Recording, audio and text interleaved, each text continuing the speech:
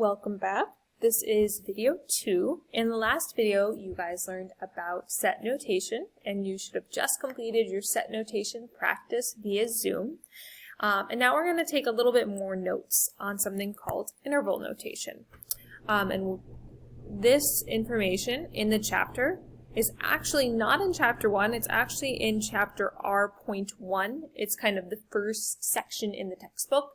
And they call it a review section, but really the only thing that I think of as a review here is just like the greater than or equal to, the less than stuff. That stuff you've seen before in school, but it is really a little bit ramped up compared to what you have seen before.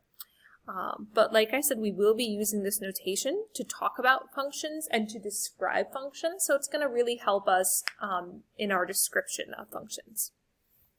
So at the top of the page, make sure you've got a note that we're doing interval notation, which is chapter R.1, and our goal is for students to be able to graph inequalities from set notation and to write inequalities in interval notation. So kind of in words, it means like from the picture, right? If I have the picture, you should be able to tell me set or interval. And then vice versa, from set or interval, you should be able to draw me a picture. So you should be able to be pretty fluid at going back and forth from either form by the end of today and our practice. So our directions at the top of the page are graph inequalities on a number line from set notation. So we're kind of practicing our last video a little bit. And then write the interval notation that represents that same graph and the same thing as the set notation. So reading through this, we have the set of numbers x such that x is bigger than -10 but smaller than or equal to -8, or -8, yes.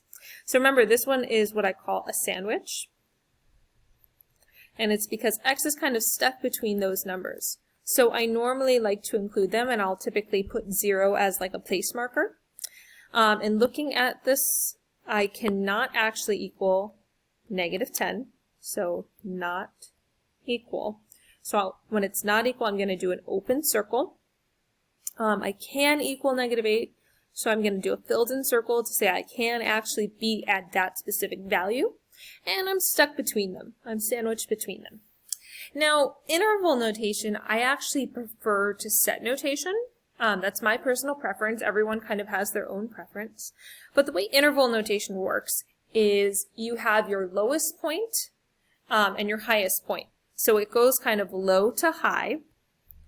And we use the furthest left point we could go, which is the -10, and the furthest right point, which is -8. And now, here's the point where we want to show, like, can I be equal, can I not be equal? If you can equal, you're going to use a bracket. So that tells me can equal -8.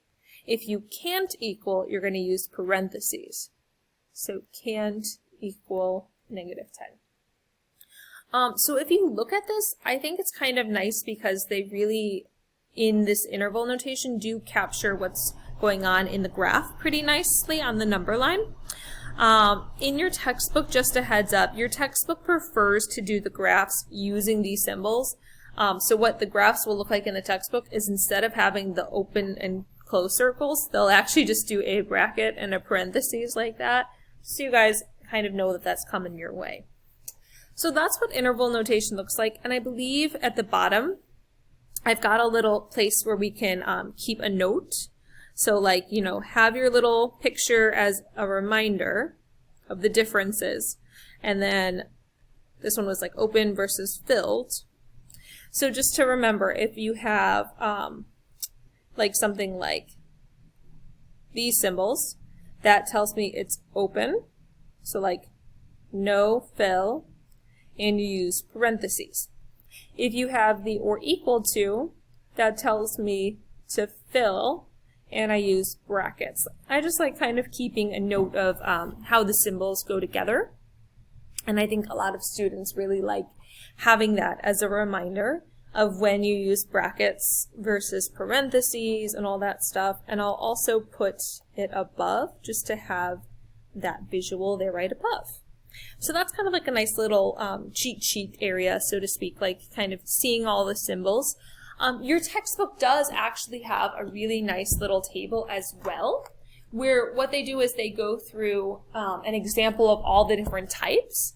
That example is in the reading. It is on page 4. So when you're doing your homework tonight, if you are wanting to have a quick refresher, page 4 has a nice summary table. And that's going to be in your textbook in section R.1. Remember, it's going to be a couple pages before you get to the exercise set, the practice problems. Okay, so now let's do some more practice. I've got some more practice just as we're kind of getting used to this new symbol. So the next one is the set of all numbers such that the numbers in the set have to be bigger than 3. So I know 3 is going to be a focal point. I'm also going to put 0 just for having a gauge of where I am on my number line. I can't equal, so I'm going to put an open circle, but I can be bigger. So I'm going to have a little arrow to the right showing that I can be anything bigger than 3. Remember, we are not jumping right to 4, right? Sometimes students, when they're doing something like this, will just be like, it's 4 and up. The reason why that's incorrect is because being bigger than 3 means that I could be anywhere in between 3 and 4. So you don't want to jump straight to 4 to your next whole number, because we're considering all numbers. Numbers like 3.5, 3.0078, right? Those are all still valid numbers, so we don't want to skip ahead. Okay, so we want our furthest to the left, right? We want our low to our high. My furthest to the left is going to be a 3. And I'm looking back at my key. If it's an open circle, right, no fill, that means I'm supposed to use parentheses. I'm looking right down here. So I'm going to use parentheses to show I can't actually equal that 3. Now, the tricky one here is that this one doesn't really have a highest number. So for something like this, when there's like no highest number, we're going to use infinity to show that it continues to go up. So that's if it keeps increasing. And I'll maybe write it out. That's for keeping on increasing. And because you can't actually equal positive infinity or negative infinity, right? It keeps getting bigger, keeps getting smaller. It's not a specific number. We're going to leave it as open parentheses, as parentheses rather than brackets. And that one's a little tricky, but I believe the next one we also are going to use an infinity. So that should help you practice the infinity idea as well. So this next one is the set of all numbers, x, such that every number in the set, every x value is bigger than or equal to -2. So I'm going to put -2 as my focal number. I'm going to put 0 just to have an idea of where I am on my number line. I'm noticing that little line underneath. That means it can equal. So I'm going to fill in a circle because I'm allowed to be at that specific value. And it's saying I'm also bigger than or equal to. Right? So using my interval notation, I want to go low to high, right, left to right. My lowest number is a -2. I don't have a highest number, so I'm going to call that an infinity. I can equal the -2. Infinity, I can't actually be that specific number. And then this last one, we're going to have even more practice with infinity. So this one will be really, really good to get our practice. And I think this is actually our last practice problem altogether. So for this last one, it says the set of numbers where my numbers are x such that x is either smaller than or equal to -2, or x is bigger than or equal to a 3. So let's think through this. Let's get our numbers on our number line. We have a 2. We have a 3. I'm going to put a 0 over here just to kind of show where I am on my number line. I'm seeing that I can equal both of them. Both of these I can equal. So because I can equal, I'm going to fill in my circle. And let's focus on just the first one. Let's focus on this one first. So that one is telling me that I can be equal to 2 or smaller. So I can be equal to 2 or smaller. And the second inequality is telling me I can be equal to 3 or I can be bigger. So this one, remember, is different from the sandwich. The sandwich is when you have x kind of stuck in between the two numbers. This one is having two separate sections that satisfy our needs. So interval notation is only a little tricky for something like this. For something like this, notice we kind of have the left chunk and we have the right chunk, right? We have two pieces of our graph. So this one, I'm going to write it out, and it's two separate chunks. So lowest green, it keeps going smaller, so it's negative infinity. Highest green is 2. I can equal the 2. I cannot equal a negative infinity. And the pink section, my lowest number is a 3. My highest number is infinity. I can equal the 3. I cannot equal the infinity.